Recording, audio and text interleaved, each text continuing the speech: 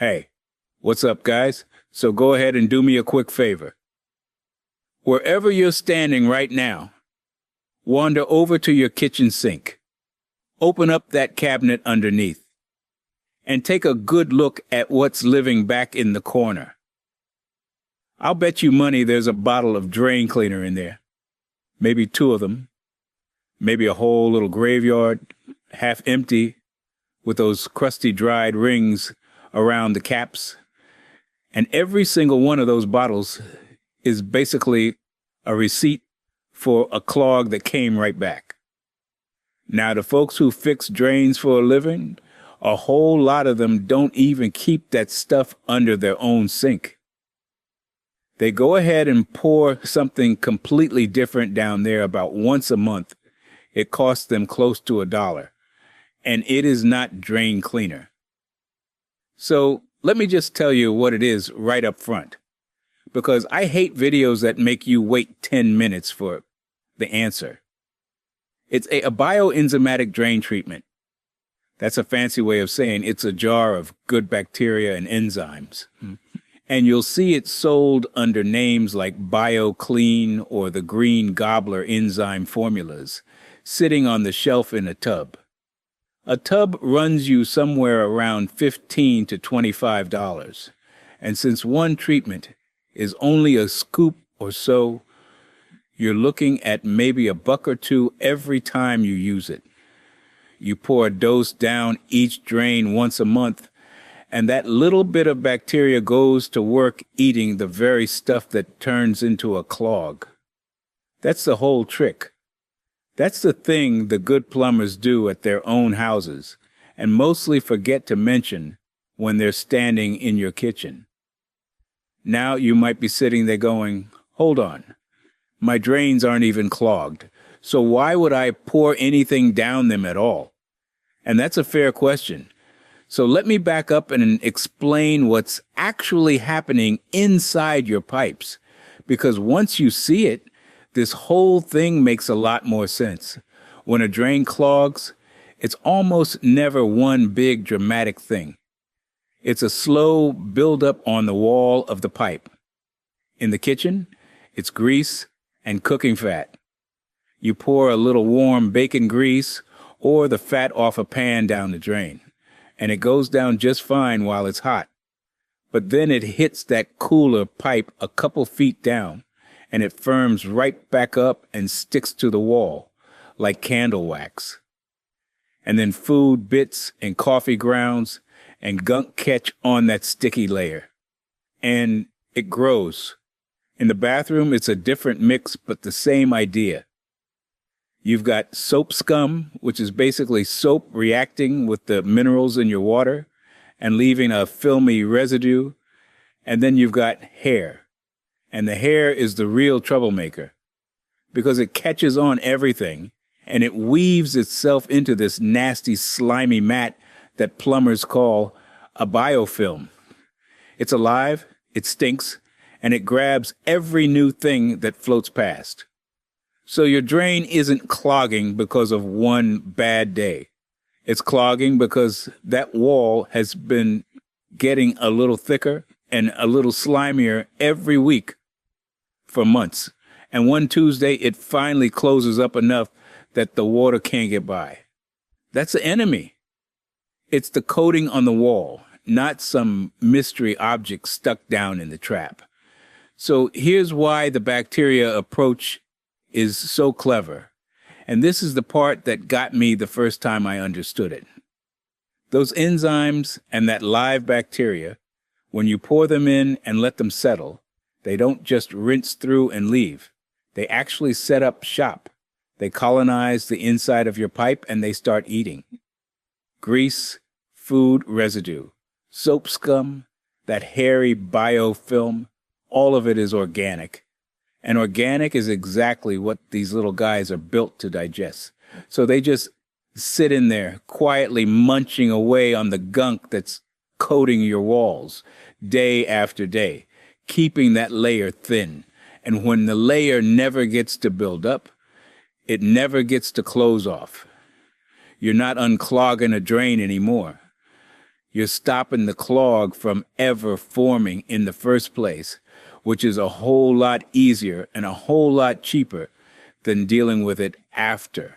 All right, so now you're probably thinking the obvious thing, which is okay, but why not just keep a bottle of the strong stuff around and hit the drain with drain cleaner when it starts running slow? And I get it. That's what most of us grew up doing. But let me tell you what that caustic drain cleaner is actually doing in there, because it changed how I look at those bottles. Most of that stuff is either lye, which is a heavy-duty alkaline, or it's sulfuric acid. And when it hits water and gunk down in your pipe, it reacts hard, and that reaction throws off real heat. I'm talking about a chemical reaction hot enough that you can feel the pipe warm up. Now think about what a lot of modern drain pipe is made of. It's PVC, it's plastic, and plastic does not love heat. Enough of those hot reactions sitting against the same spot, and that plastic can start to soften and warp, especially at the joints where it's glued. And if you've got an older house with metal drain lines, it's a different problem, but it's just as bad, because that caustic stuff will corrode the metal and eat at the rubber seals and gaskets over time. And now you've traded a clog for a slow leak inside your wall, which is a way worse day. But here's the kicker, and this is the reason those bottles keep piling up under everybody's sink. Even when the drain cleaner does work, all it really does is burn a channel straight through the middle of the clog, so the water can get by again. It does not clean the wall. That thick, greasy, hairy coating is still sitting right there. So the water drains for a couple weeks, you feel like a genius, and then that channel closes back up because the buildup never went anywhere, and you go buy another bottle for $5 to $10. It's a subscription, and you're the one paying for it forever. The bacteria don't work that way. They're not reacting to a clog. They're preventing the next one. So let's actually do this thing, because it's about as simple as a job gets. First, and this matters, the bacteria treatment is a prevention tool, not a rescue tool. So if you've got a drain that's already fully blocked with water standing in the sink, you have to go ahead and clear that first, because the bacteria need to actually get down into the pipe and reach the gunk. And they can't do that swimming around in a sink full of standing water.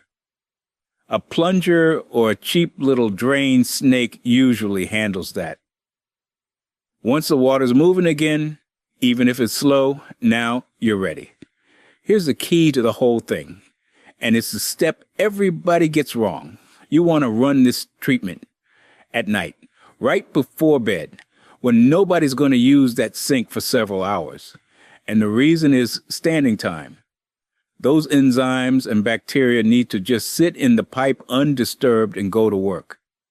If you pour it in and then somebody runs the faucet 20 minutes later, you've rinsed all your little workers right down into the sewer before they got to eat anything, and you basically wasted the dose. So go ahead and do your dishes, brush your teeth, get all your water use done for the night. Then measure out your scoop per the tub, drop it down the drain, and chase it with just a little bit of water, only enough to carry it down past the trap. And then you walk away and leave it alone till morning. That's it. Do that once a month for each drain you care about: kitchen, bathroom sink, shower, and you're keeping every one of those walls scrubbed clean while you sleep. Now, maybe you don't want to go buy a special tub of anything, and honestly, I respect that. So let me give you the cheapskate version that lives in your laundry room. go ahead and grab washing soda. Now, washing soda is not the same as baking soda, and this trips people up, so pay attention here. Baking soda is sodium bicarbonate, and it's pretty mild. Washing soda is sodium carbonate, and it's a good bit more alkaline, which is a fancy way of saying it's stronger at cutting through grease. You'll find it in the laundry aisle right by the borax. So you go ahead and dump about a cup of washing soda down the drain and then chase it with hot water from the tap, and that alkalinity helps break down the greasy film on the walls and keeps things moving. And if you don't even want to bother with that, the simplest habit in the world is to run the hottest water your tap puts out with a good squirt of dish soap down the kitchen drain once a week. The hot water softens the grease, and the dish soap helps lift it and carry it along. Same reason it cuts grease off your dinner plates. Real quick, let me save you from a mistake I've seen folks make. Do not go dumping actual boiling water from a kettle straight down a PVC drain over and over, thinking hotter is better. Boiling water is way hotter than your tap, and just like that caustic cleaner, enough of it against a plastic joint can soften it. The hottest water from your tap is plenty warm to move grease, and it's not hot enough to hurt your pipes, so just use that and don't overthink it. Let me put the real numbers in front of you, because this is where it stops being about drains and starts being about your wallet.